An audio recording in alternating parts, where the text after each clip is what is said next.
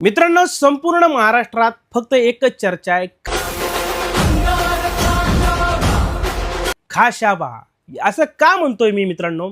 काल आपल्या सगळ्यांना माहिती आहे की खाशाबाचा ट्रेजर रिलीज झाला आणि संपूर्ण महाराष्ट्रात फक्त एकच चर्चा चालू आहे, खाशाबा कोण आहे भाऊ? खाशाबा कोण आहे? आता मी तुम्हाला सांगतो, खाशाबा जाधव म्हणजे आपल्याला सगळ्यांना माहीत असेल की 1952 साली भारताला पहिल्यांदा ऑलिम्पिक पदक मिळवून देणारे ते म्हणजे खाशाबा. आणि याच खाशाबा जाधवांवर सिनेमा येतोय, तो म्हणजे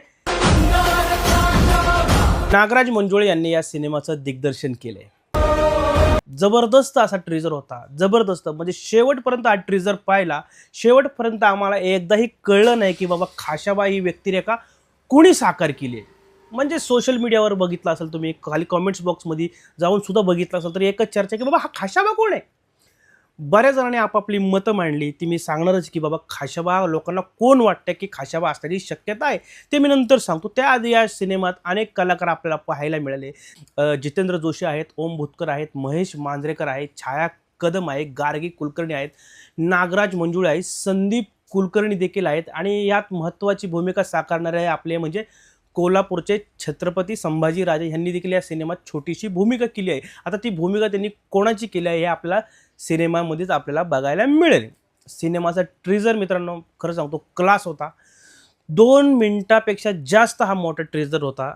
पहिल्यांदा ट्रेजर 30 सेकंदाचे असायचे, आधी 15 सेकंदाचे असायचे, आता 2-2 मिनिटाचे ट्रेजर यायला लागलेत. आणि या ट्रेजरमध्ये त्यांनी बऱ्यापैकी दाखवण्याचा प्रयत्न केला आहे. खूप चांगले चांगले सीन्स या ट्रेजरमध्ये नागराज मंजुळे यांनी टाकण्याचा प्रयत्न केला आहे. आणि एकाही सीनमध्ये त्यांनी चेहरा रिव्हील केलेला नाही आहे. अजय अतुल यांचं म्युझिक जबरदस्त, जबरदस्त म्युझिक. कारण की अजय अतुलचा विषयच सोडा रे, क्लासच म्युझिक असतं त्यांचं. आणि हा सिनेमा 1 जानेवारी 2027ला रिलीज होणार आहे. आता येऊया हे पात्र कोणी साकार केलं असेल. बऱ्याच लोकांचं म्हणणं असे की बाबा ही व्यक्तिरेखा सूरज पवार यांनी साकार केलेली असेल. आता हे सूरज पवार कोण आहे? सूरज पवार तीच व्यक्ती आहे ज्यांनी फॅन्ड्रीमध्ये झब्याच्या मित्राची भूमिका साकारली होती, सैराटमध्ये आर्चीच्या भावाची भूमिका साकारली होती. आणि खूप चांगला ॲक्टर आहे, खूप चांगला काम करू शकतो.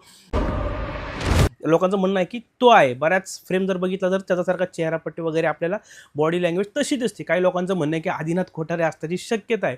काही लोकांचं म्हणणं आहे की सिद्धार्थ जाधव आहे. तर आपल्याला काय वाटतं मित्रांनो, कोण असण्याची शक्यता आहे? आणि खाली कमेंट्स बॉक्समध्ये आम्हाला टाका बा तुम्हाला काय वाटतं या सिनेमाबद्दल, या ट्रेजरबद्दल.